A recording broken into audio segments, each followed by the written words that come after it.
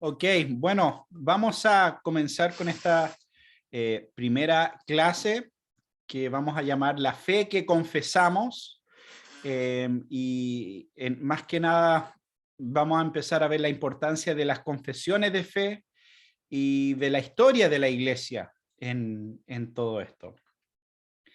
Eh, Justamente es un tema que hoy en día yo creo que es muy importante por gran manera, podríamos decir, el contexto moderno en el que nos encontramos.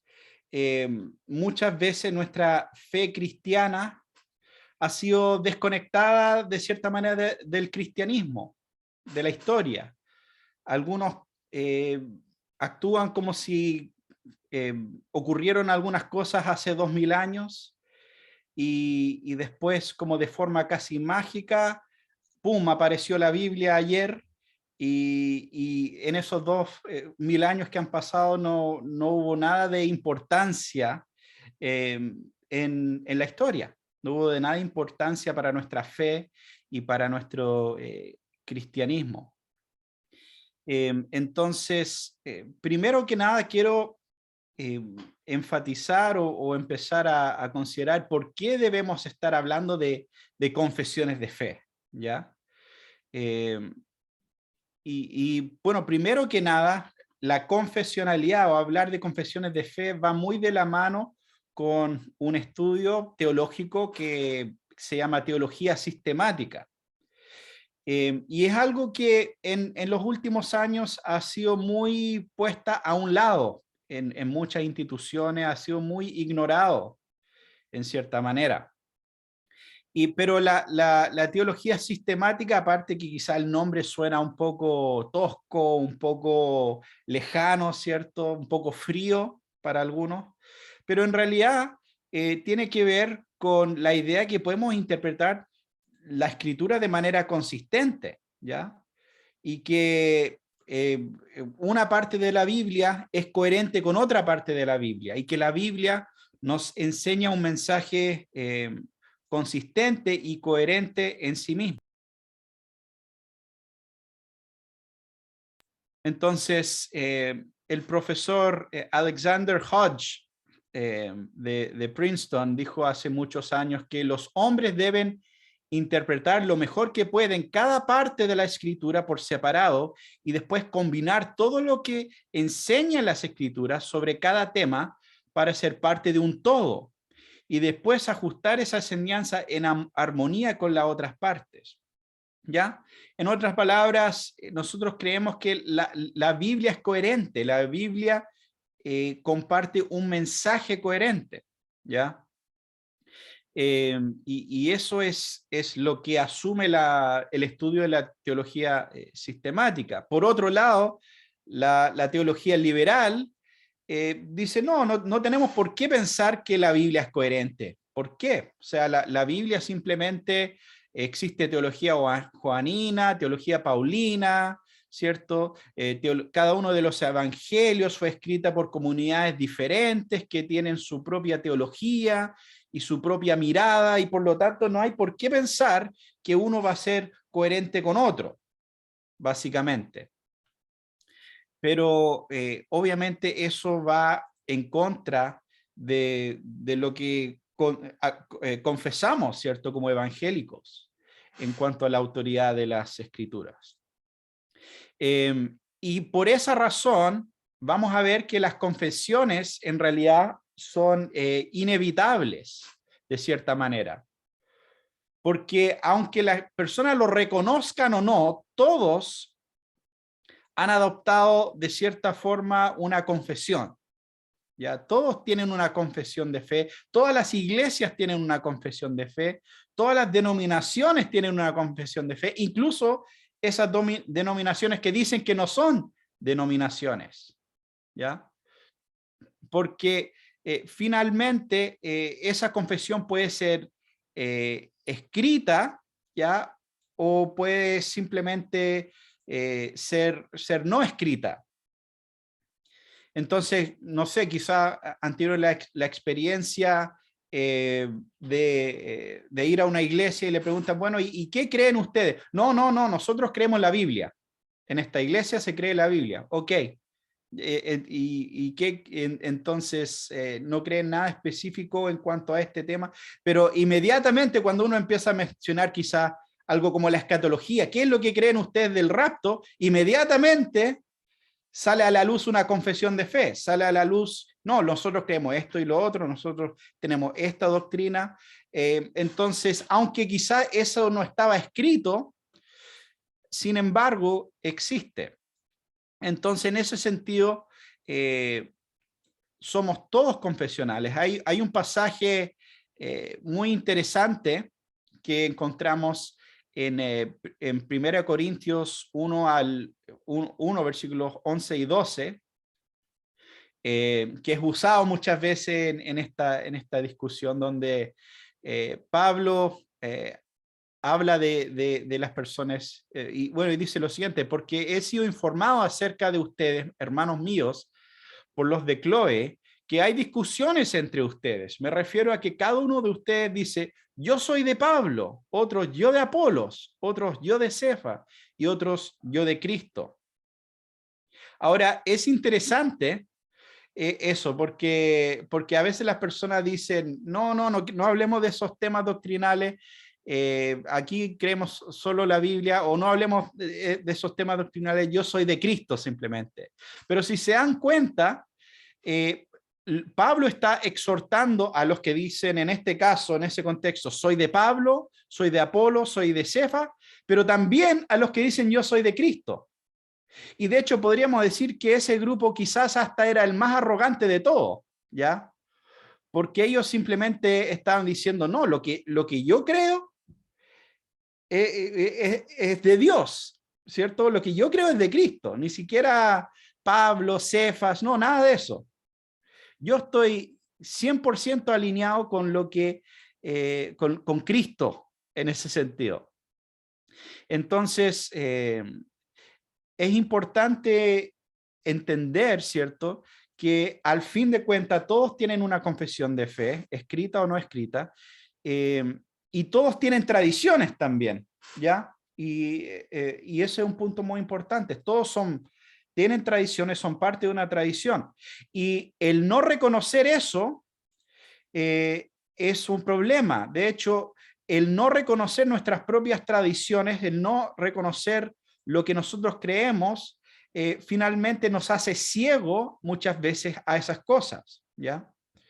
Y quizás ahí, en ciertas situaciones estamos pensando que simplemente estamos creyendo la Biblia, pero realmente hay tradiciones ahí que no estamos viendo, o no lo estamos viendo como tradiciones quizás.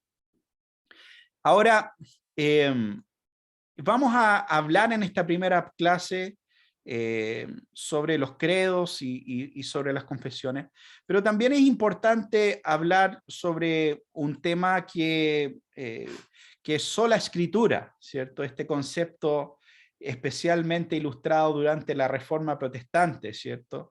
De sola escritura, y vamos a ir y definir eso un poco mejor después, pero vamos a decir ahora lo que no es, ¿ya? Lo que sola escritura no enseña es que yo simplemente, yo y mi Biblia y nadie más, yo no necesito la ayuda de nadie, yo me puedo encerrar con mi Biblia y finalmente no necesito de ser instruido, no necesito mirar al pasado, no necesito ver lo que otros hombres han aprendido en otros tiempos sobre la palabra de Dios, ¿ya? Entonces, por lo menos de la manera que los reformadores, que Lutero y Calvino y estos otros lo presentaron, no era así. Ellos eran muy edificados por intérpretes de la Biblia como Agustín y otros a través de la historia. Entonces, el hablar de sola escritura no niega la importancia de la historia de la iglesia, no niega los grandes maestros que ha tenido la iglesia a través de la historia. Tampoco, por otro lado, los declara infalibles, ¿cierto? Tampoco esos maestros son infalibles, pero sí son pueden ser muy útil para nosotros para conocer mejor la Biblia y lo que nos enseña como cristianos. Ahora, vamos a estar hablando un poco de esto de las confesiones de fe. Y bueno, Philip Schaff, otro estudioso de la historia de la Iglesia, dice lo siguiente: las confesiones, cuando están correctamente subordinadas a la Biblia, son útiles y de gran valor. Son un resumen de las doctrinas bíblicas, ayudas para entenderlas correctamente, una marca de unidad entre quienes las profesas y estándares públicos y resguardos en contra de las falsas prácticas y doctrinas. El propósito principal de los credos era distinguir entre la iglesia y el mundo, entre los judíos y los impíos, para distinguir entre la ortodoxia y la herejía, y finalmente distinguir entre las denominaciones. Para todos estos fines siguen siendo de gran valor y indispensable en el orden presente de las cosas. Ahora, quizás sería bueno empezar definiendo qué es un credo, por ejemplo. Bueno, ¿y cuál es la diferencia entre un credo y una confesión de fe? Bueno, un credo, podríamos decir, es una declaración breve y ordenada del sistema de verdad divina que encontramos en las Escrituras. Entonces, es una expresión de nuestra creencia y vida religiosa basada en la Biblia. Y también este credo está hecho para ser confesado, ¿ya? Entonces vamos a ver brevemente un ejemplo de uno de los credos, quizá uno de los más antiguos, el credo de los apóstoles, ¿ya? Un segundo acá, lo voy a poner en la pantalla.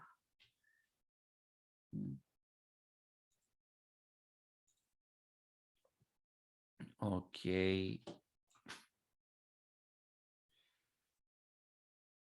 No sé si ven ahí bien, si se alcanza a leer. Pero dice lo siguiente, dice: creo en Dios Padre Todopoderoso, Creador del cielo y de la tierra, y en Jesucristo, su único Hijo, Señor nuestro, que fue concebido por el Espíritu Santo, nació de la Virgen María, padeció bajo el poder de Poncio Pilato, fue crucificado, muerto y sepultado, descendió a los infiernos, al tercer día resucitó de entre los muertos, subió al cielo. Está sentado a la diestra del Dios Padre Todopoderoso. Desde ahí vendrá al fin del mundo a juzgar a los vivos y a los muertos.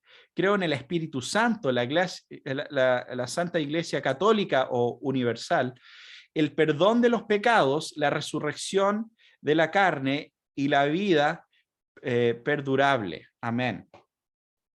Entonces, si se fijan, esta es una declaración breve y concisa de algunos de los elementos centrales de la fe cristiana. Y está escrito para declararlo, ¿cierto? Yo creo estas cosas. Yo creo que en el Dios Padre Todopoderoso. Yo creo que ese Dios poderoso creó los cielos y la tierra y que su único hijo es Jesucristo, etc. Entonces, el propósito de esto era claramente para distinguir esos elementos centrales de la fe cristiana y presentarlos de manera concisa. Ahora, podríamos decir que los credos, ¿cierto?, son un poco más breves. Aquí leemos el credo de los apóstoles, pero hay otros como el credo de Nicea, el credo de Atanasio, el credo de Calcedón. Y estos después fueron, a base de diferentes controversias en la historia, fueron siendo necesarios ya para confrontar ciertas herejías. Por ejemplo, el credo de Nicea era en el contexto donde un maestro llamado Ario estaba intentando negar la deidad de Cristo y decir que no, Cristo no es Dios, Cristo es simplemente un ángel glorificado. Es simplemente una creación muy majestuosa de Dios, pero no Dios mismo. Entonces, en ese contexto surge la necesidad de aclarar estos puntos en cuanto a alguna de esas controversias. Entonces, hay varias confesiones de fe. Ahora, las confesiones, y quizá una diferencia importante que las confesiones, los credos son un poco más universales, ¿ya? Y las confesiones son un poco más locales, ¿ya? Las confesiones tienen más que ver con momentos en la historia, denominaciones, movimientos, etcétera, donde confesaron y entraron, y obviamente las confesiones son más largas también por lo general que los credos, porque entran en más detalles sobre muchos de estos temas. Ahora, el historiador Philip Schaff, simplemente hablando del tiempo de la Reforma, menciona que hay más de unos 30 confesiones en cuanto a las iglesias reformadas que surgieron en ese periodo, ¿ya? Y sin entrar tanto en ese tema, simplemente quiero poner en pantalla una pequeña gráfica que muestra un poco, a ver, una pequeña gráfica, ahí está, que muestra un poco las diferentes ramas que surgieron también en la historia de la iglesia, ¿cierto? De los credos de la iglesia antigua, después en el siglo XI, la división entre la iglesia oriental y occidental, y después en el occidente, obviamente estaba la distinción entre la iglesia católica, romana y el protestantismo, y dentro del protestantismo, ¿cierto?, los luteranos, y por otro lado las iglesias reformadas que se fueron, que surgieron, ¿cierto?, en diferentes ramas, podríamos decir. Y bueno, no tenemos tiempo para indagar en todas esas cosas, aunque son bastante interesantes.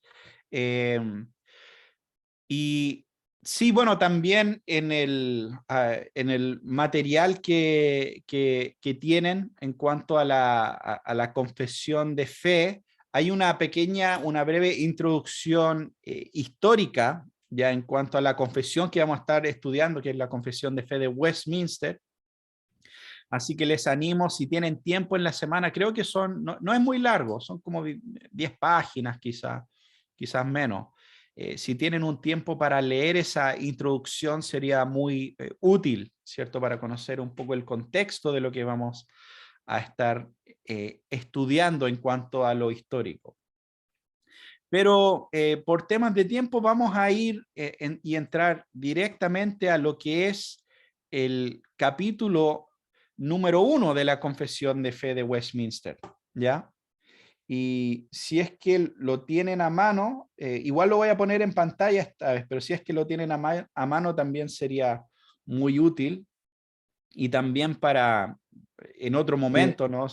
¿De dónde lo podemos descargar o buscar El, quizás Adrián ahí puede, yo le mandé el link a Adrián, quizás en el chat o algo así lo puede agregar el link para eso. Pero no es tan importante para esta primera clase, porque igual voy a ponerlo en pantalla, ¿ya? Pero sería bueno para las otras clases poder tener ese material en ese sentido. Ok, vamos a ver justamente qué es lo que enseña la Confesión de Fe de Westminster en cuanto a la escritura. Y antes de entrar en eso, yo creo que vale la pena reflexionar unos momentos de por qué comenzaron con las escrituras en el primer capítulo, ¿ya?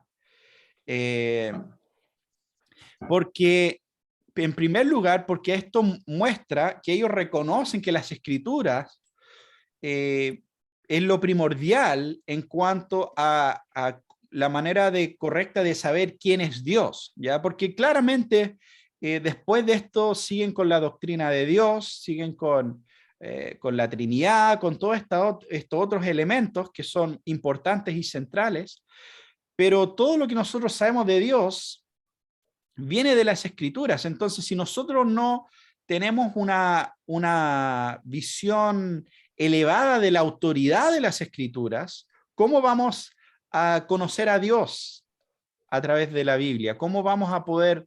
Porque si son simplemente sugerencias o si son reflexiones aisladas de personas que vivieron en tiempos pasados, pero no tienen más autoridad que esa, entonces, ¿cómo vamos a saber realmente de la persona de Dios?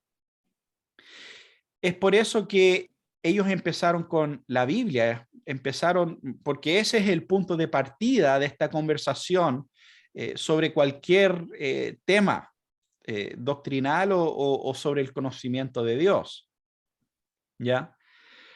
Y también eso demuestra que todos los hombres que crearon esta confesión en particular creían en la inspiración plena y completa de las Escrituras. Creían que las Escrituras son palabra de Dios en ese sentido. Entonces, bueno, vamos a ir leyendo los puntos de este primer capítulo y obviamente si tienen alguna pregunta o comentarios vamos a tener tiempo para hablar de eso al final, pero en este tiempo vamos a empezar con el punto número 1, a ver si aparece en pantalla. Capítulo 1 de las Sagradas Escrituras, ¿ya? Aunque la luz de la naturaleza,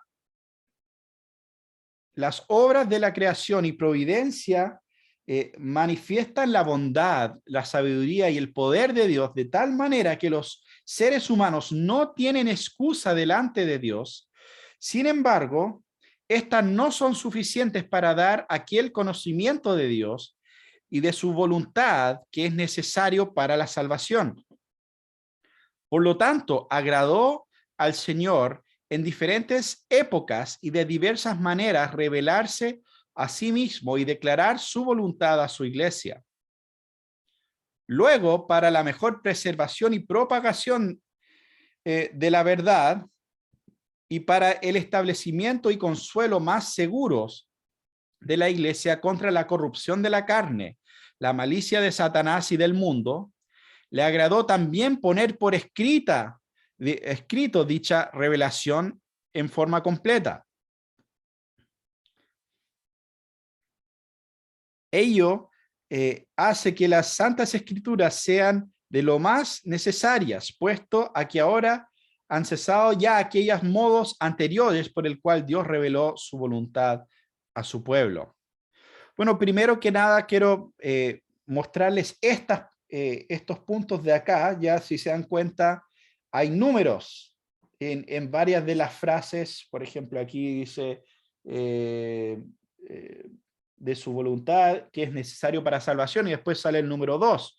Bueno, cuando tú buscas acá en los números, están los textos bíblicos que respaldan lo que va diciendo la confesión de fe en esos puntos. Así que ahí es donde pueden leer los textos bíblicos asociados con los puntos que se están presentando. ¿Ya? Entonces, ¿cuál es en resumen este primer punto? Que básicamente la luz de la naturaleza o la revelación general, como lo podríamos llamar, es suficiente para condenar al hombre. O sea, es cosa de mirar al mundo y alrededor y darse cuenta que hay un creador, que todo esto no es un accidente cósmico, ¿ya? Y el hombre está, como dice Romanos 1, sin excusa ante Dios por la luz que sí ha recibido, ¿ya? Pero aunque esa luz que recibe de la naturaleza o de la revelación general es suficiente para condenarlo, ya para dejarlo sin excusa, no es suficiente para salvarlo, podríamos decir. Y es por eso que nosotros necesitamos de revelación especial, ¿ya? Nosotros creemos no en el Dios del deísmo, no en el Dios que simplemente llegó, creó todo esto y se fue, y que dejó toda su creación solo, de cierta manera, sino que creemos en un Dios que se ha revelado a través de la historia. Creemos en un Dios presente y que no ha sido silencioso, sino que ha revelado su voluntad a los hombres a través de la revelación general, pero también a través de la revelación especial, ¿ya? La revelación específica que encontramos en las Escrituras. Y es por eso que ahora la Biblia es el resumen de toda esa revelación que Dios le ha dado a la humanidad y en su palabra, ¿cierto?, nos ha trazado el camino a la salvación por medio de su Hijo. Entonces, ese es como nosotros empezamos este primer punto. O sea, la luz de la naturaleza es suficiente para condenar al hombre, pero no para salvarlo. Y la Biblia es la revelación definitiva de Dios a los hombres. Después vemos acá en el punto número 2, ya, bajo el nombre de Santa Escritura o Palabra de Dios escrita, están contenidos los libros del Antiguo y del Nuevo Testamento, todos los cuales fueron dados por inspiración de Dios para que sean la regla de fe y vida, ¿ya? Y bueno, después sigue y nos da una lista, ¿cierto? Que son básicamente los 66 libros que nosotros tenemos en la Biblia, en nuestras Biblias.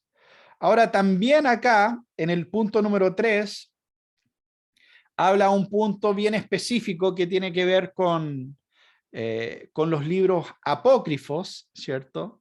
Y dice los libros comúnmente llamados apócrifos, no siendo de inspiración divina, no son parte del canon de la Biblia y por lo tanto no tienen autoridad en la Iglesia de Dios, ni deben ser aprobados o usados de otra manera que como escritos humanos, ¿ya?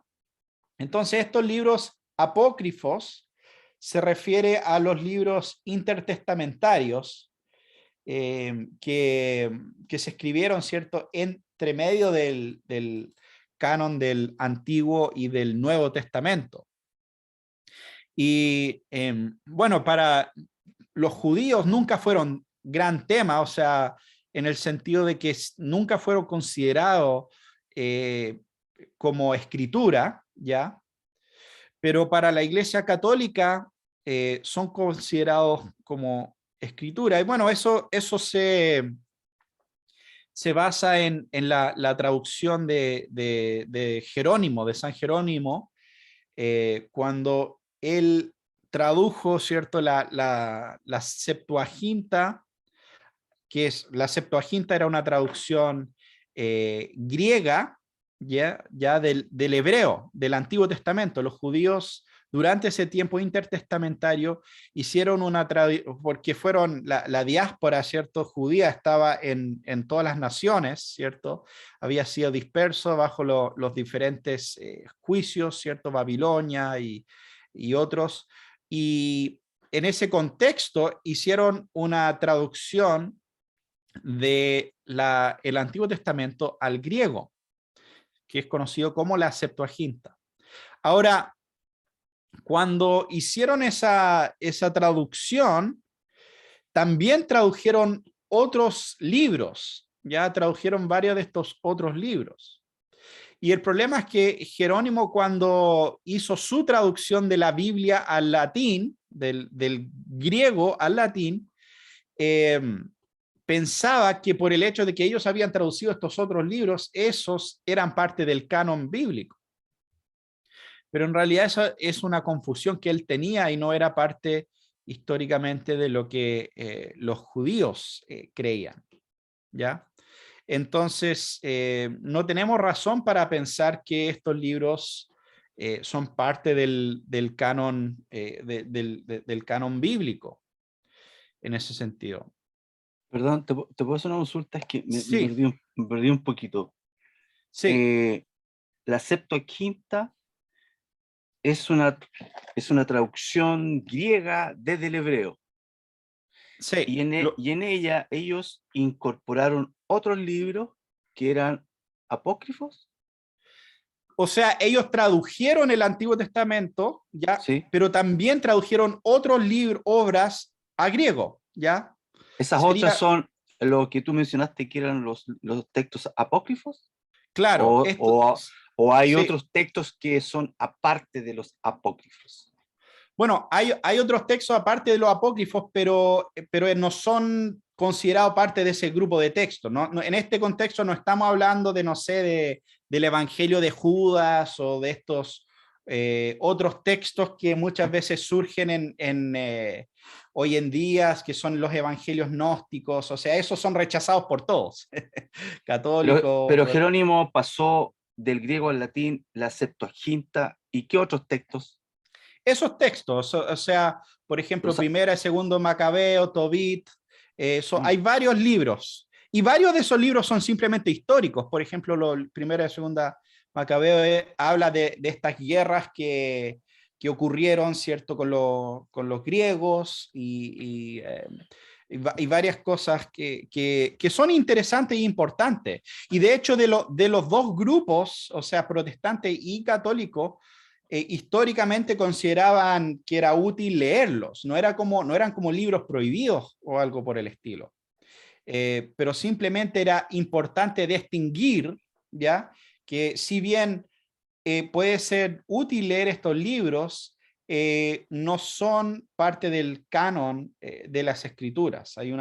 Es como que yo, no sé, o alguien podría recomendar un libro de C.S. Lewis o recomendar un libro de algún otro autor evangélico conocido y decir, mira, esto es muy buen libro, y nosotros diríamos, claro, muy buen libro, pero no es la Biblia, ¿cierto? Entonces, y quizás ese es un buen ejemplo, porque imagínense por un momento, no sé, que alguien traduce la Biblia a, no sé, a algún lenguaje poco conocido, ¿cierto? Alguna tribu no alcanzada y traduce la Biblia a ese lenguaje. Pero también traduce, no sé, un libro de C.S. Lewis, ¿ya? Porque piensa que puede ser de provecho para los hermanos que hablan ese idioma. Entonces, claramente habría que poder distinguir y enseñar, bueno, sí, C.S. Lewis era cristiano, pero no es igual que las palabras de Pablo, ¿ya? Las palabras de C.S. Lewis no son las palabras de Cristo, no son las palabras de Pablo, y nosotros no estamos obligados a creer todo lo que ese autor, C.S. Lewis, creía, ¿cierto? Pero sí estamos obligados a creer en la palabra de Dios, que es en la Biblia. Esa sería como la situación. Entonces, lo que ocurrió ahí, bueno, ¿pero a qué dio origen lo que escribió Jerónimo? lo que se conoce como la Vulgata, ¿ya? La Ah, traducción del latín llamado la Vulgata, que fue la Biblia de la iglesia la Biblia, podríamos decir, por más de 1000 años, ¿ya? Y de cierta manera, por unos 1000 años aproximadamente, en el occidente, ya por lo menos, la versión griego del Nuevo y Antiguo Testamento pasaron a un lado y latín se volvió la versión más común que se usaba. ¿en qué tiempo Entonces, estamos hablando aquí, más o menos? Jerónimo, no, yo creo que es como por el año 600, no, quizá un poquito antes, la verdad no me acuerdo muy bien, pero es como Ya. 500, 600 por ahí, en que ocurrió y escribió la Vulgata. Y sí, o sea, y bueno, eso fue una de las controversias también eh, que, que surgió después con la Reforma Protestante y Martín Lutero, porque antes de que el Martín Lutero, por ejemplo, eh, hiciera su traducción, un evento muy importante que surgió es que bueno, hubo gran persecución en la iglesia oriental, ¿ya? Porque, bueno, en el siglo XI, como creo que lo mencioné brevemente, la iglesia se dividió, ¿cierto? En iglesia occidental e iglesia oriental, ¿cierto? Y entonces la iglesia oriental sería lo que nosotros conocemos como los rusos ortodoxos, los griegos ortodoxos y todo esto. Y también hay una diferencia importante ahí porque ellos, los ortodoxos, siguieron con usando el lenguaje griego como la base de las escrituras que leían y todo lo demás. En cambio, en el occidente usaban el latín. Pero bueno, el Islam llega al poder como en el séptimo, octavo siglo, y empieza a tomar y avanzar militarmente y tomar tierras que algunas veces fueron cristianas, como el norte de África, Egipto.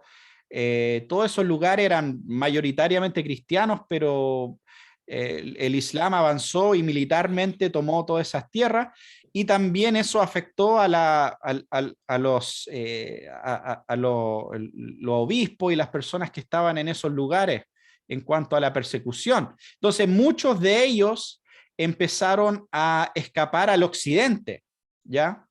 Y cuando empezaron a escapar al occidente, empezaron a enseñar griego en las universidades, algo que no había pasado por mucho tiempo. Y también trajeron consigo sus manuscritos griegos, ¿ya?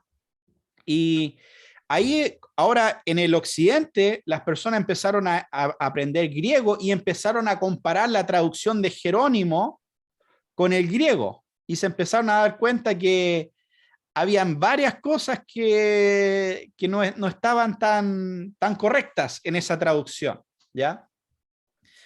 Y bueno, eso fue la base de lo que después, por ejemplo, Lutero, el trabajo que él hizo fue gracias al hecho de que tenía a gente como Erasmo de Rotterdam y otros que estaban publicando versiones en griego del Nuevo Testamento, y así podían comparar y hacer una traducción más fidedigna al original, podríamos decir. Entonces, bueno, Pero te puedo hacer una ajá. consulta. Eh, ¿Cuál es la gran diferencia, la diferencia entre la Septuaginta y la de Jerónimo? ¿El hecho que le haya agregado esos otros libros? ¿O Bueno, tenían otras diferencias, no? bueno, primero que nada, la Septuaginta es solo del Antiguo Testamento, ¿ya? Es una traducción del Antiguo Testamento. También es interesante mencionar que la Septuaginta es el libro más citado en el Nuevo Testamento. Cuando el Nuevo Testamento cita al Antiguo Testamento, cuando cita los Salmos, cuando cita a cualquier parte del Antiguo Testamento, casi siempre está citando la Septuaginta, ¿ya? Entonces eso es un punto muy interesante. No está citando el texto hebreo, está citando el texto griego. Entonces la Septuaginta es bastante importante dentro de todo, pero es una traducción solo del Antiguo Testamento. Pero como en relación a la parte de la historia que nosotros estamos tocando acá, Jerónimo usó la Septuaginta porque él no sabía, si no me equivoco, él no sabía hebreo, él solo sabía griego. Entonces, él usó la Septuaginta como la base de su traducción, si no me equivoco, y también eh, en ese sentido, su traducción se volvió después la más común y se volvió la estándar en la iglesia occidental, como ya mencioné, por casi 1000 años. Y como él había traducido, o como él había tomado también estos otros libros apócrifos, esos también se volvieron parte del texto bíblico, de cierta manera. ¿Ya? Y causando algo de confusión, podríamos decir. Entonces, cuando cuando los evangélicos hablamos, ¿cierto?, de que los 39 libros del Antiguo Testamento son solamente la palabra de Dios y no los apócrifos también, tiene que ver con ese contexto. Y cuando hacemos eso, estamos también siguiendo lo que creían los judíos. Y también estamos siguiendo lo que Jesús enseñó, porque Jesús habló hablaba de la ley y los profetas muchas veces, ¿cierto? Y cuando hablaba de la ley y los profetas, eso no eran categorías generales, eso eran categorías específicas del texto del Antiguo Testamento. Y todos esos 39 libros eran parte o de la ley o de los profetas en ese sentido. Entonces, en ese sentido, cuando hablamos de que ese canon no incluye esos otros libros, estamos simplemente siguiendo lo que enseñaba Jesús en cuanto a ese punto. Y bueno, incluso podemos ver también el historiador Flavio Josefo, ¿cierto? Que nació en el 37 después de Cristo, y repite lo mismo en sus obras, un historiador judío, y él también habla de este hecho que solamente hay estos 39 libros del Antiguo Testamento en lo que ellos recibían, y de cierta manera. Entonces, por eso mismo, una parte breve, ¿no?, de este punto número 3 de la Confesión de Fe de Westminster, dejan claro que los apócrifos no son inspirados por Dios de la misma manera que la Biblia es inspirada, no son parte del canon, y no tienen autoridad en la iglesia de Dios. Pero dice, ni deben ser aprobados o usados de otra manera que como escritos humanos. Entonces, no dice que no lo pueden usar, simplemente dice que solamente lo pueden usar, pero como simples escritos humanos. Ok, bueno, vamos aquí al punto número 4.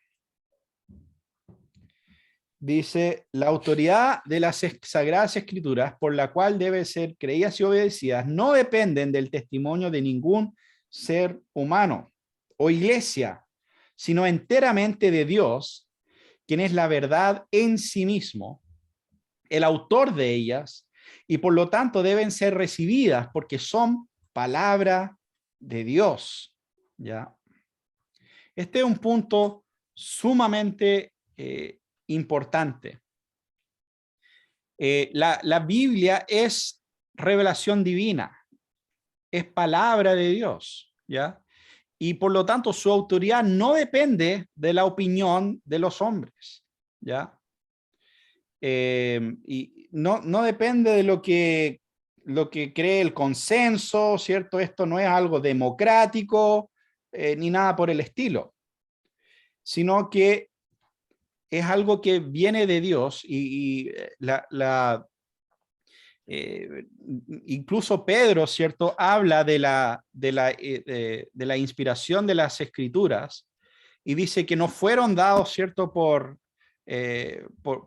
interpretación humana, sino que hombres movidos por el Espíritu Santo escribieron esas palabras. Entonces, lo que está diciendo ahí Pedro es que cuando ellos escribieron, no era su propia opinión, ya no le estaban agregando de su opinión, de su idea, en ese sentido, sino que fueron movidos por Dios, fueron movidos por el Espíritu Santo para escribir lo que escribieron.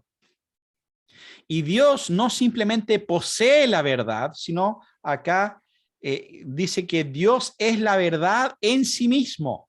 Es un punto muy importante. Jesús no dijo, yo conozco la verdad. Jesús dijo, yo soy la verdad. ¿Ya? Es una diferencia sumamente importante.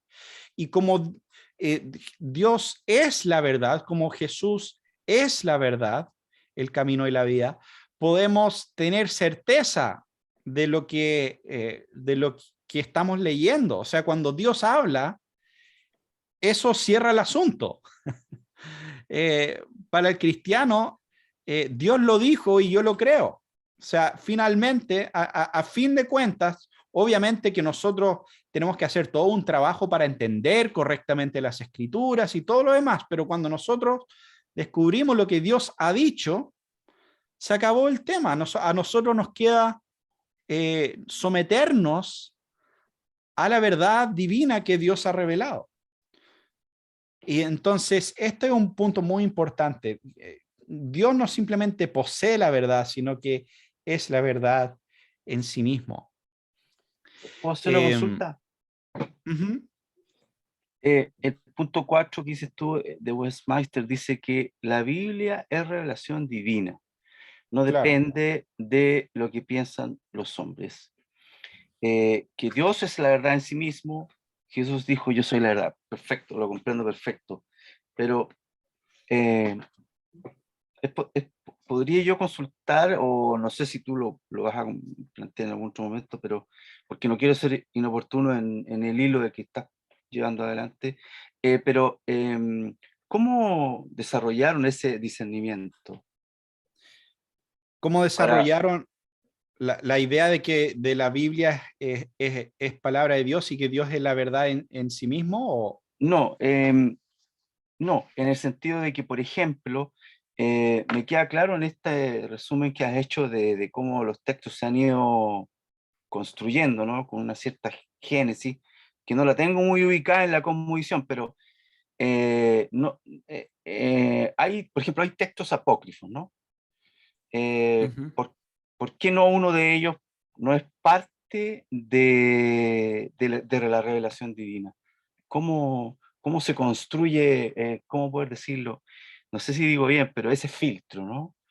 Claro. Por ejemplo, podría yo decir, pero ¿cómo llegaron a comprender que de los libros apócrifos ninguno de ellos era parte de la revelación divina? ¿Cómo? Bueno, en primer lugar, porque los judíos no creían que era revelación divina.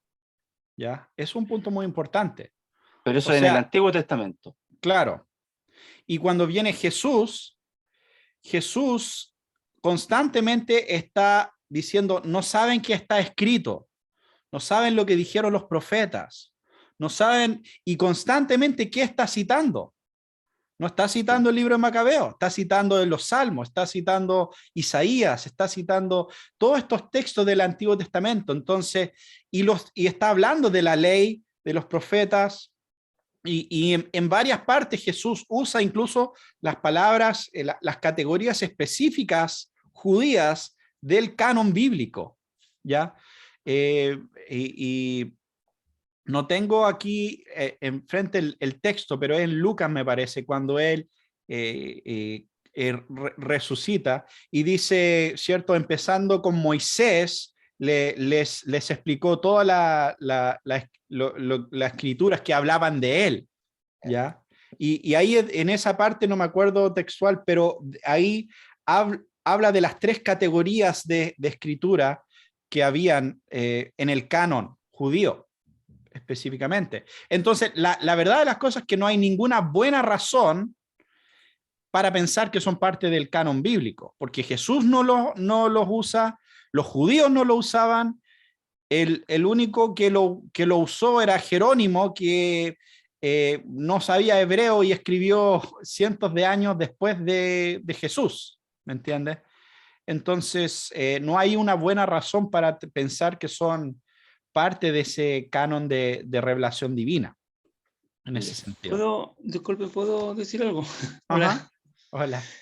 Sí, y yo estaba viendo esto porque, ¿qué pasa? Que cuando, lo mismo que dice usted, cuando Jesús cita el Antiguo Testamento, cita esos libros, cita a Isaías, de su nacimiento, y esa era una de las reglas para dejar fuera a los otros libros apócrifos, porque si uno los lee, los apócrifos son como más historias. En el tiempo de los 400 años de silencio está la historia de los macabeos, que nosotros prácticamente no conocemos, porque, bueno, se llama el periodo de silencio porque dice que profeta, Dios no habló por profeta en ese tiempo. Pero así está la historia de los macabeos, que es interesante, pero que no se consideró como una revelación para tener que meterla dentro del canon de la iglesia, de la Biblia. Y el otro, Claro. que la Biblia católica sí los tiene. La versión Dios habló hoy tiene como, los apócrifos los tiene como inspirados también. Están dentro de la Biblia. Yo tengo una Biblia de esa, y acá tengo los apócrifos también en esa versión. Sí, y vale la pena también mencionar que la mayoría de las Biblias protestantes también tenían los apócrifos. De hecho, por ejemplo, la Biblia King James, que es como una de las más conocidas en inglés, tenía la versión de los apócrifos hasta como el siglo XIX, pero los incluía después del libro de Apocalipsis, los incluía aparte del canon bíblico, como algo útil para leer, para referencia histórica, para ciertas cosas, pero solamente eso, básicamente. Y solo para completarme una cierta idea, Jerónimo tomó la Septuaginta, pero él ya en lo que estructuró, ¿ya venían elementos del Nuevo Testamento? ¿O simplemente tomó Septuaginta y metió otros libros? ¿O ya empezó a incluir Nuevo Testamento? La obra de Jerónimo es del Antiguo y del Nuevo Testamento. Entonces, para la parte que es del Antiguo, usó la Septuaginta y después incluyó esos textos y después siguió con el Nuevo Testamento, en griego. Perfecto. Entonces, sí, pues el punto era que él más que nada estaba confundido en cuanto a ese punto histórico, podríamos decir. Entonces, por eso lo escribió de esa manera. Un segundo que no sé cómo, pero se me puso ahí, pantalla completa y ahora no puedo ver mis notas. Ahora sí. Ya. Entonces, sí, ya vimos este tema de los apócrifos, vimos el punto 4, me parece, recién. Y ahora vamos al punto número 5. Dice, el testimonio de la iglesia puede movernos e inducirnos a tener una estimación alta y reverencia por las Santas Escrituras. Asimismo, constituyen argumentos por los cuales ellas evidencian abundantemente por sí mismas ser palabra de Dios, el carácter celestial del contenido, la eficacia de su doctrina, la majestad de su estilo, la armonía de todas sus partes, el propósito de todo su conjunto, que es dar toda gloria a Dios, la plena revelación que hacen del único camino de la salvación del ser humano, las muchas otras incomparables excelencias y su total perfección. Sin embargo, nuestra completa persuasión y seguridad de su infalibilidad, verdad y de su autoridad divina proviene del Espíritu Santo, que obra en nuestro interior, dando testimonio a nuestros corazones, mediante la palabra y con la palabra. Ya esto es un punto muy importante, especialmente en los tiempos en los que vivimos. En ese sentido, la autoridad de las Escrituras no descansa en los argumentos apologéticos que tenemos, ¿cierto? En los argumentos arqueológicos, en este y un montón de otros puntos que las personas a veces establecen en cuanto a eso. Sí, esos nos ayudan, claro, esos pueden ser útiles en muchas cosas, pero la razón por la cual nosotros creemos en la palabra de Dios finalmente es mediante una obra que viene de Dios, una obra del Espíritu Santo que hace en nuestro corazón, ¿ya? Y que da testimonio de la verdad de la palabra. Y que nos instruye de esa manera mediante la palabra y con la palabra en ese sentido. Entonces, esto es muy importante, ¿ya? Porque muchas veces las personas pueden pensar, si tan solo le presento a una persona, ¿cierto? Este mejor argumento, todo va a cambiar.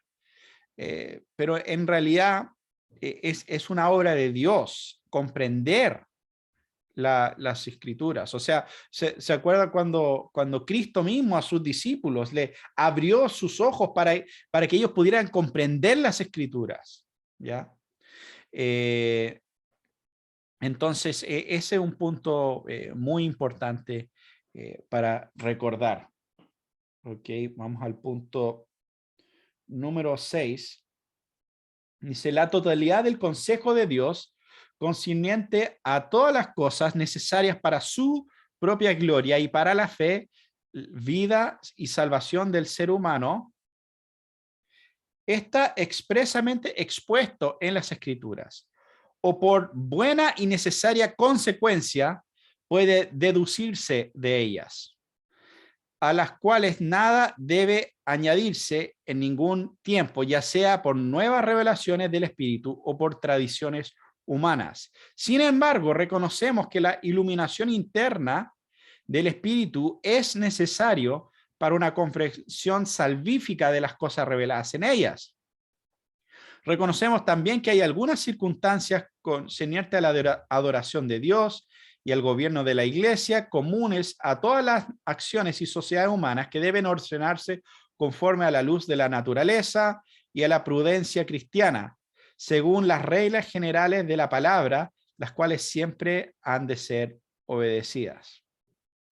Okay, bueno, aquí hay un punto importante y tiene que ver con la suficiencia de las Escrituras, ¿ya? Y nos dice claramente que la Biblia es suficiente. La Biblia nos revela todo lo que nosotros necesitamos para vivir, ¿cierto?, para la gloria de Dios y para la salvación del ser humano.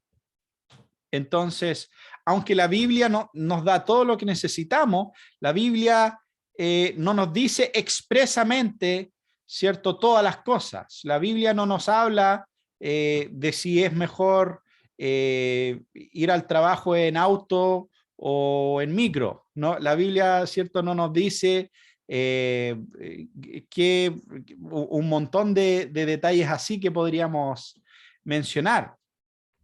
Pero sí hay muchas cosas que podemos discernir por, como dice acá, buenas y necesarias consecuencias, ¿ya? Entonces, aun si hay ciertas cosas que la Biblia no nos habla expresamente, por buenas y necesarias consecuencias podemos entender que esas cosas o estarían bien o estarían mal, ¿ya?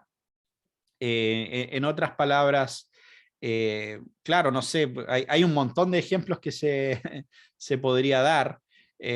No sé, podríamos pensar en varias cosas que nos encontramos en la sociedad hoy en día. Por ejemplo, la Biblia dice que no robarás, por ejemplo. Y por otro lado, ¿qué hacemos en una sociedad donde el dinero de las personas en gran manera son ceros y unos, ¿ya? En gran manera viven en Internet, viven en servidores de bancos y esto y lo otro. Uno podría decir, pero en los tiempos de la Biblia no habían computadores, entonces, claro, ellos estaban hablando de robar bienes, no están hablando de robar, de hackear el banco y robar el dinero virtual de las personas, vaciarle las cuentas bancarias, por ejemplo.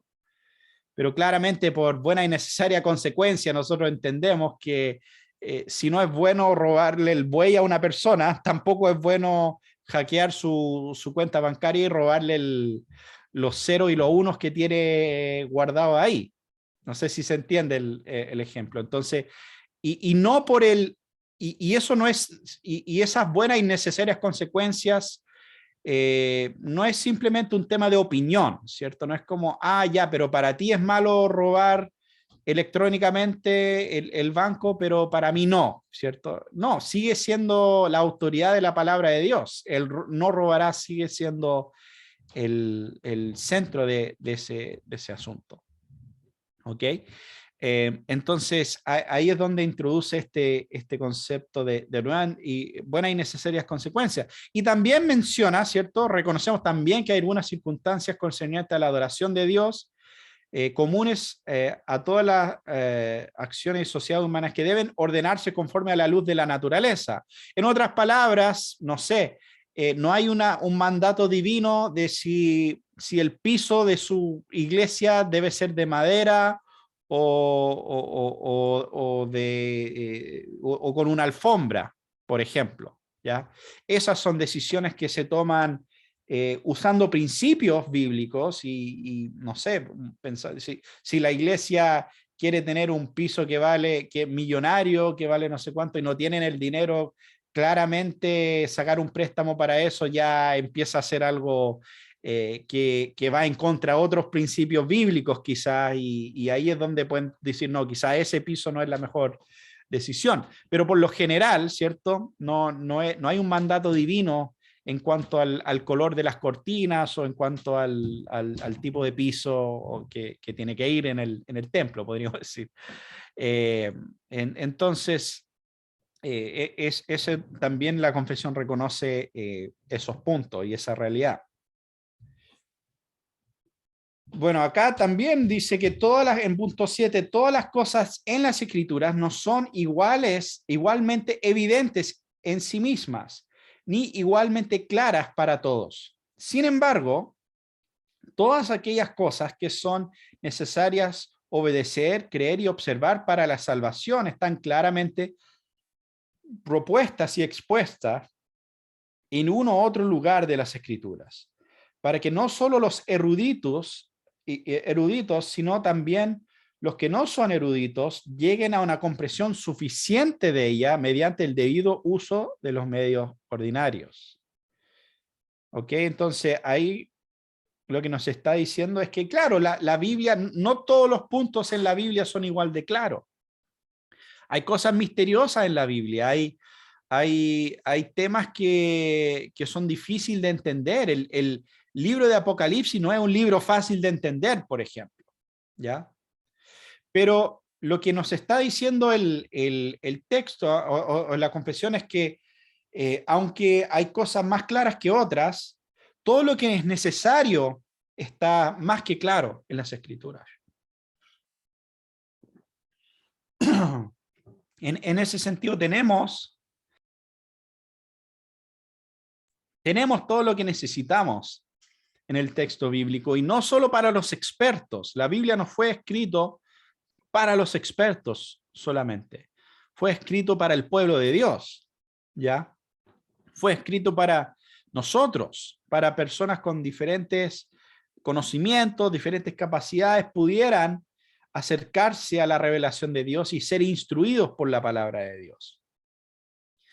Entonces ese es un punto muy importante. Vamos al punto número 8. Son 10 puntos esta sección. Dice así: el Antiguo Testamento fue escrito en el idioma hebreo, que era la lengua del pueblo de Dios desde tiempos muy antiguos, y el Nuevo Testamento fue escrito en el idioma griego, que era un idioma muy conocido en todas las naciones de aquel entonces. El Antiguo Testamento en hebreo y el Nuevo Testamento en griego, siendo directamente inspirados por Dios y conservados puros en todos los tiempos por su singular cuidado y providencia, son por lo tanto auténticos. Por esta razón, en toda controversia religiosa, la Iglesia debe apelar a ellos. El pueblo de Dios tiene derecho a las Escrituras y también tiene interés en ellas. Es más, se le ha ordenado leerlas y escudriñarlas en el temor de Dios. Pero como los idiomas originales de las Escrituras no son conocidos por todo el pueblo de Dios, estas deben traducirse al idioma vernáculo de toda nación a donde lleguen. Esto tiene como finalidad que la palabra de Dios más abundantemente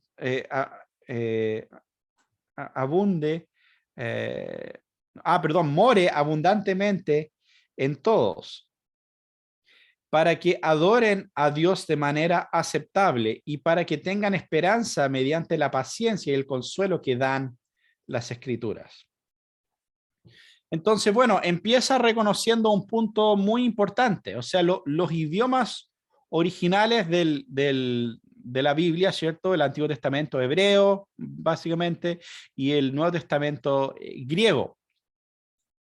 Esas son las lenguas originales y esa es la autoridad final. Entonces dice, en toda controversia la iglesia debe acudir a esos textos griegos y a esos textos hebreos, ¿ya? Ahí es donde se decide los puntos doctrinales finalmente.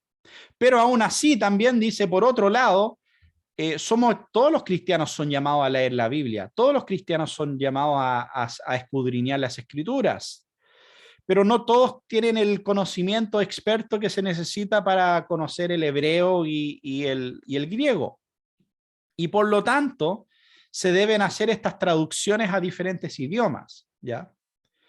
Entonces, esa es una diferencia importante, donde dice, no, en otras palabras, no es una traducción particular lo que finalmente decide todas estas controversias, sino el texto griego, los textos griegos, los textos hebreos. Ahí es donde nosotros tenemos la autoridad final, podríamos decir, en cuanto a las controversias, pero también es permitido y necesario hacer traducciones en los diferentes lenguajes del mundo para que todas las personas puedan ser instruidos por la palabra de Dios en ese sentido. Ok, acá nos habla de la regla de interpretación en el punto 9.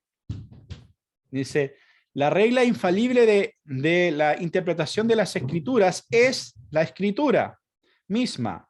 Por tanto, cuando hay duda acerca del total y verdadero sentido de algún texto, el cual no es múltiple sino único, debe investigarse y entenderse mediante otras partes que hablan más claramente. Entonces, esto es un principio muy importante de interpretación, o sea, la Biblia interpreta la Biblia. La mejor manera que podemos entender un texto bíblico es ir a otra parte de la Biblia y ver cómo esa parte, y volvemos, ahí es donde volvemos a este principio que mencioné al principio en cuanto a la teología sistemática, que nosotros creemos que la Biblia es un todo, ¿ya? Que la Biblia, si bien fue escrito por diferentes autores a través de cientos de años y todo lo demás, entrega un mensaje coherente, ¿ya? Y por lo tanto, como la Biblia entrega un mensaje coherente, yo puedo ir a otras partes de la Biblia para ayudarme a entender este texto que yo estoy leyendo, ¿ya? Porque no hay una división, está todo inspirado por el mismo Espíritu Santo, ¿ya? Aunque tiene diferentes autores humanos en ese sentido. Y lo otro que nos dice es que el texto bíblico no es que tiene un montón de interpretaciones. Tiene una interpretación. Hay una interpretación correcta. ¿Ya? Ahora, y eso suena un poco raro para nosotros porque nosotros pensamos, no, pero es que no, hay un montón de textos que tienen diferentes interpretaciones. Y el problema es que estamos en nuestro contexto postmoderno, a veces caemos en la tentación de pensar, bueno, es que cada uno tiene su verdad y cada uno interpreta como quiere, pero no es así. Ahora, pueden haber un tema donde hay diferentes interpretaciones entre cristianos, ¿ya? Pero si hay dos cristianos con dos interpretaciones diferentes, uno de ellos por lo menos está equivocado, ¿ya? O quizás los dos están equivocados. Pero lo que no podemos decir es que los dos están en lo correcto, ¿ya? Porque ahí estaríamos cayendo en el posmodernismo de nuestros tiempos, de creer que hay un montón de interpretaciones para un texto, a final de cuentas. Entonces, bueno, ahora vamos al último punto, que es breve, es el punto número 10. Dice, el Espíritu Santo que habla en la Escritura y de cuya sentencia debemos depender, es el único juez supremo por quien debe decidirse todas las controversias religiosas y por quien deben examinarse todos los decretos de los concilios, las opiniones de los antiguos escritores, las doctrinas humanas y las opiniones individuales.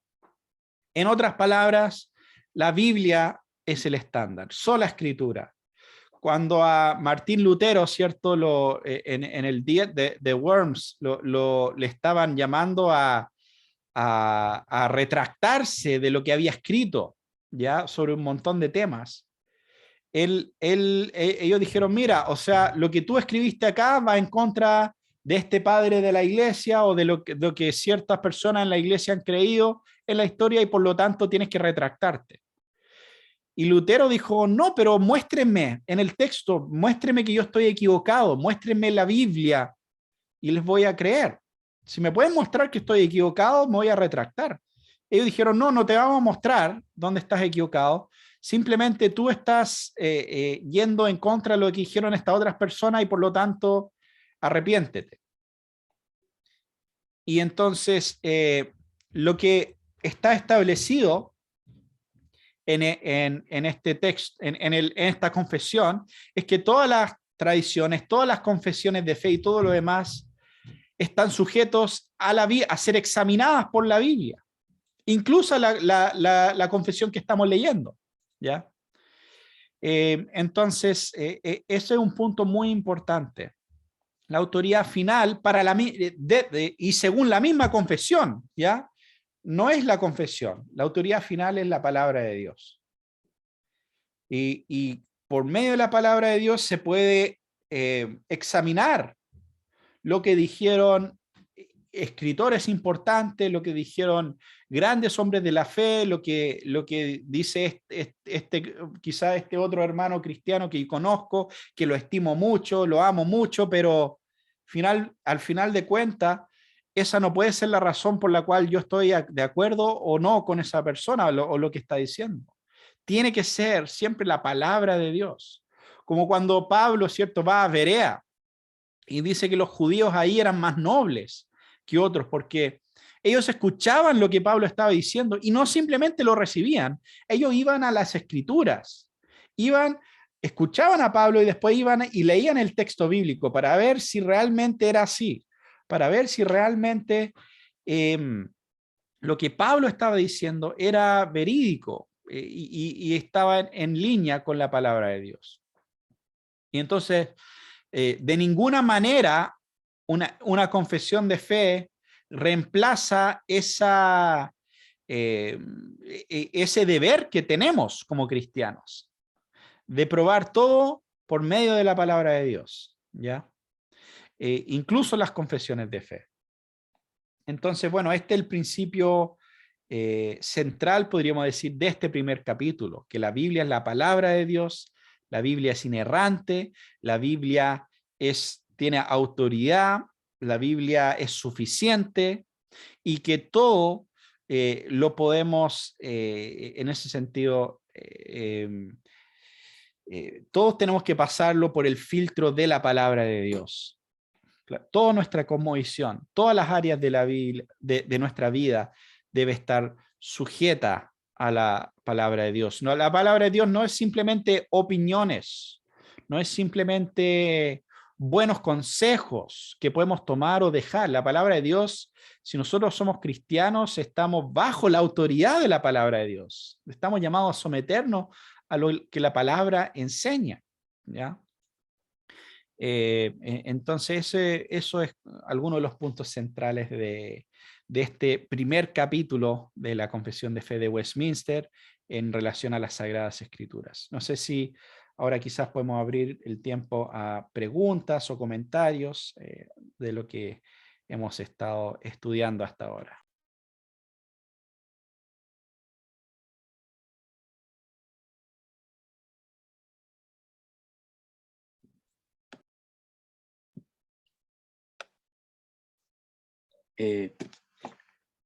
Solo como para calentar motores, pero me costó ubicarme en el contexto y aquí cuando terminamos entendí, pues yo me estaba yendo por un eje que de alguna manera estábamos revisando, analizando la manera en que se fue constituyendo la Biblia, ¿no? Que de alguna manera lo tocamos, pero en el fondo el eje, lo que estabas enseñándonos, era la profundidad y la fiabilidad, por decirlo de alguna manera, de lo que significa la Biblia, en términos de ser suficiente, inerrante, y no consejo y opiniones. Entonces, me costó posicionarme en el eje de lo que nos estabas enseñando, pero eso es un poquito, hay que darle su vuelta, hay que como... me costó tomarla, fíjate, me costó... como que sentí que me sacaron de y me pusieron en un lugar y me costó cachar a dónde estaba parado, ¿no? Sí.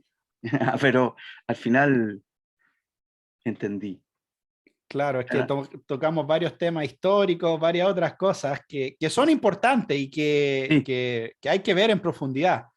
Pero el punto, claro, central de todo esto no es tanto cómo se desarrolló la Biblia, sino cuál es el rol que la Biblia debería tener en mi vida como cristiano. Esa es ya, como la clave de todo este asunto. ok. A mí me pareció bueno la clase, clara. Y a mí lo que me llama la atención, sí, es que ¿cuál es el objetivo de tener tantas interpretaciones de la Biblia en el sentido de que hay tantas versiones hoy en día? Sí. Yo descargué una Biblia, se llama Getaway, algo así, y yo conocí un texto bíblico y aparece 30, 40 versiones, 50 versiones de la Biblia. Entonces ahí es como de repente como uno dice, chuta, ¿en cuál me firmo? ¿Cuál es la mejor versión, podríamos decirlo? Porque nosotros teníamos la 60, la 1909 y 60 como las más, para nosotros en el español las mejores Biblias, pero apareció Dios llegó, Dios habló, la nueva versión internacional que hoy en día es bastante citada, que es diferente en el lenguaje, podríamos decirlo, de la 60. Entonces esa es de repente como me hace a mí pensar ahí de repente cuál podríamos tener ahí mejor. Sí. Sí, ese es todo un tema. Ese es un Sí. tema para 4 clases. Pero mira, yo creo que por lo general, y esto es bien, bien general, yo creo que las Biblias que son demasiado interpretativas, porque eso ya es un tema de filosofía de traducción de los intérpretes, ¿ya? Y básicamente el balance que buscan muchas veces es, bueno, voy a traducir esto de tal manera que sea fácil de entender para cualquier persona que quizás no tiene todo el concepto, todo el contexto histórico, Mm. eh, o hago una Biblia que es más o menos, una traducción, perdón, que está más o menos apegada a lo que está diciendo el texto. Y bueno, le dejo esa tarea de entender algunos puntos en más profundidad al lector, ¿me entiendes? Entonces, por ejemplo, en Samuel, o no, me acuerdo en Crónica, don Samuel dice, cierto, que David durmió con sus padres y fue sepultado en la ciudad, no me acuerdo qué ciudad, algo así. Por ejemplo, hay un texto que dice eso. Entonces, una traducción dice que durmió con sus padres y otra traducción dice, y David murió, por ejemplo. ¿Ya? ¿Cuál sería la traducción correcta? Porque si vamos a ser más literales, es la primera, durmió con sus padres. Pero después quizá el traductor dice, ya, pero durmió con sus padres, como que no usamos ese lenguaje hoy en día. Entonces, si pongo esa frase, quizás no van a entender. Y es lo mismo decir murió, entonces mejor dijo que David murió. Pero el problema es que uno ahí pierde ciertas cosas, porque, por ejemplo, pierde la conexión del lenguaje bíblico, de asociar la muerte con estar con sus antepasados, de asociar la muerte con el dormir, por ejemplo, esos pequeños elementos lingüísticos, que son detalles, pero que son detalles que en una ocasión u otra puede ser importante en nuestro estudio bíblico. Entonces, por ejemplo, una versión como la Reina Valera es bastante buena en el sentido de su filosofía de traducción, era más bien intentar seguir eso, ¿ya? Y hay otras Biblias que tienen esa filosofía, NBLA, la nueva Biblia latinoamericana, algo así creo que Sí, se llama. LBLA. Sí, esa es bastante buena y hay otras que básicamente usan más, intentan por lo menos ser menos interpretativas y darte la mayor cantidad de elementos en el contexto del estudio bíblico. Pero algo como, no sé, Dios habla hoy o la Biblia del lenguaje actual o alguna de esas Claro, Biblias, esa es como bien... de vez en cuando tienen una buena, me gusta cómo expresan algo, pero por lo general se les pasa la mano un poco en lo interpretativo, podríamos decir. Pero también por otra parte yo estoy bastante feliz de que las personas están leyendo la Biblia, Sí. porque yo me acuerdo una vez hablaba con una persona que conocía y le habíamos regalado una Biblia Dios habla hoy. Y él, la única que tenía, él no era, no era muy cristiano, pero sus papás eran cristianos. Y la única Biblia que tenía era la de su mamá, que era la Reina Valeria, la Reina Valera, pero la antigua. Y él leyendo La del la Dios habla 60. hoy, no la del 60, la más antigua. 1909. No sé, pero, 1909. pero, Sí. era bastante antigua y eh, él me decía, se leyó todo el Nuevo Testamento en unos días y decía, oye, no puedo creer que puedo leer esto porque cada vez que intentaba leer la Biblia mi mamá no entendía nada. Lo que pasa es que Entonces, el lenguaje de la Biblia de 1909 dice, en vez de decir, por se dice empero, en vez de decir empero, o en vez de decir amor, dice caridad. Entonces hay cosas como que no se entienden a buena y primera. claro. Yo tengo una Valera de 1602. En serio. Yo quería comentar una cosa que me dio como luz en el sentido de que de cara a hoy día a poder entender, hay que comparar distintas Biblias, que es que era un dicho italiano, decía tutti traductore y subtraidore. Entonces el dicho italiano quería decir que todo traductor es un traidor. Suena más feo de lo que de lo que podríamos dar, pero lo que quería decir que, bueno, que cada traductor le da una cierta interpretación por lo que decía el hermano ahí, porque algunos le dan ese balance de cara a que el hermano entienda, y hay otras Biblias que le dan un balance de cara a ser más apegado al texto original. Entonces, de cara a ese dicho que dijo un pastor una vez, ya en general cuando hay algo que yo quiero por lo menos estudiar, hay Biblias que hoy día te permiten, por ejemplo, comparar distintas versiones y tú leís 3 y más o menos te hace una muy buena idea, pero va variando de la persona que va traduciendo. Sí, eso es algo muy útil, especialmente como mencionas hoy en día, donde tenemos acceso a todas esas traducciones. No es que tienes que ir a la librería y comprarte 5 traducciones de la Biblia. No, electrónicamente. Literalmente te metes a Google unos minutos y te aparecen. Entonces, yo tengo una que se llama Eastward y tengo 70 Biblias. sí. Y es muy potente la herramienta, Eastward. Sí, yo tengo la misma acá.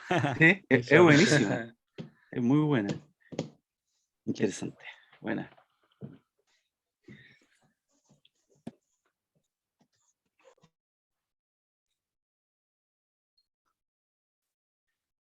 ¿Qué tal? ¿Cómo están todos?